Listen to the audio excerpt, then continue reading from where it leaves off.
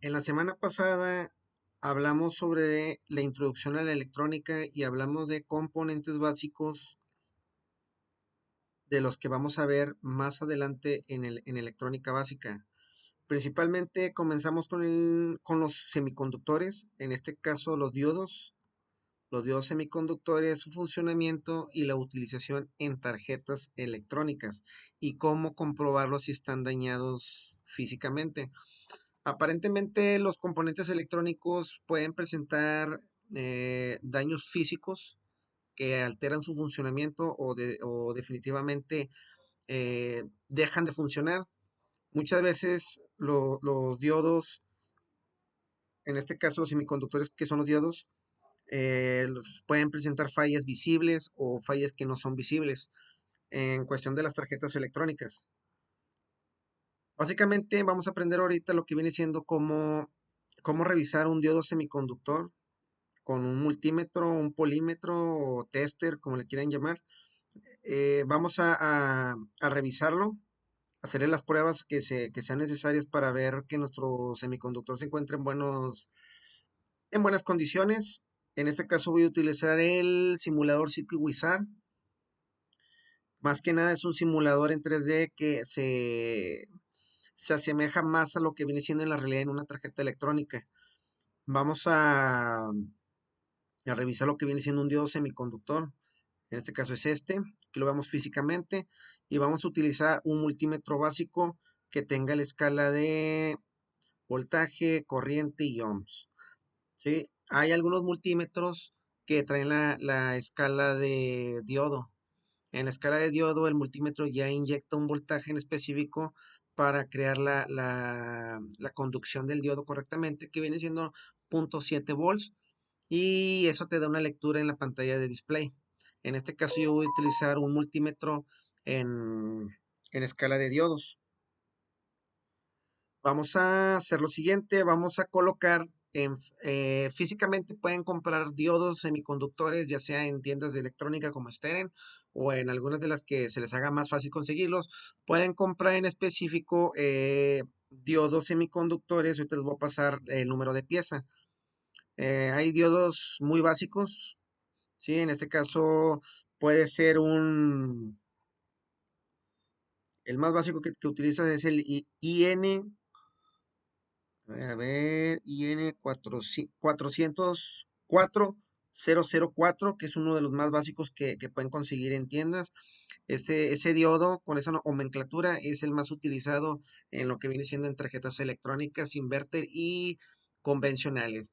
Cabe destacar que las tarjetas inverter y las convencionales traen piezas similares y funcionan similarmente, nada más que a diferencia que en el sistema inverter tenemos dos tarjetas electrónicas, una adentro que va en el evaporador y la otra afuera que está en el compresor, que es la que realiza el arranque.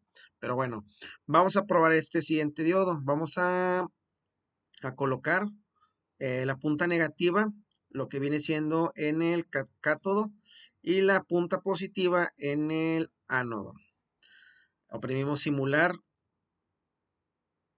y ponemos la escala que necesitamos. En este caso vamos a ponerla a 200 ohms. Aquí tenemos 20 ohms, que es la resistencia que tiene el diodo internamente. En este caso, el multímetro le está inyectando un pequeño voltaje que recorre el diodo cuando se polariza de la forma correcta, como hablamos en la clase pasada, y obtenemos este flujo de corriente y esta pequeña resistencia. ¿Qué sucede si nosotros cambiamos o invertimos las puntas? Ponemos el ánodo en el cátodo y el cátodo en el ánodo. Bueno, hacemos lo siguiente y hacemos la prueba. Teóricamente no nos debe dar ninguna resistencia, nos debe marcar como diodo abierto. Y en este caso aquí lo obtenemos. Esta es la señal de que el diodo está abierto. ¿Por qué? Porque estamos metiendo el flujo de la corriente a la inversa, y lo que hace el diodo es retener ese flujo de corriente y no permitir el paso. Por eso nos está marcando abierto o simplemente cero resistencia y cero flujo de corriente.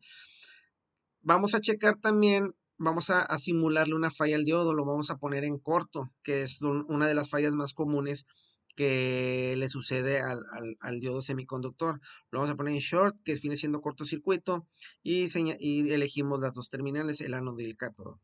Al momento de nosotros darle simular, aquí tenemos 1.0 ohmios. Quiere decir que la corriente fluye y nos marca una continuidad. Aquí está polarizado a la inversa, no nos debe de marcar nada. Si nosotros cambiamos las puntas de una u otra manera, el diodo siempre nos va a marcar continuidad como un puente. Esto, esto quiere decir que el diodo semiconductor está en corto y ya no está haciendo la función de retener la corriente de un solo lado o del otro. Quiere decir que como lo pongan, él se va a comportar como un puente y no como un rectificador de corriente. Otra de las fallas más comunes que hay en los diodos semiconductores y mucha gente, pues que es muy raro. Esto ya es cuando sucede desgastes de componentes electrónicos, viene siendo que el diodo esté en fuga. Por ejemplo, aquí lo podemos poner en propiedades. Mientras hacemos clic derecho, metemos a symbol, adherir falla y lo ponemos en Leakage, algo así se llama, que viene siendo fuga. Aquí te pide cuánto quieres que tenga de resistencia de fuga. Yo, por ejemplo, le voy a poner que tenga 10 ohmios de fuga. ¿Qué va a pasar? Yo pongo el diodo polarizado correctamente y me está marcando una resistencia. Bueno, en este caso lo voy a invertir. No me debe de marcar nada porque el diodo semiconductor está en buenas condiciones, entre comillas. ¿Sí? Vamos a invertir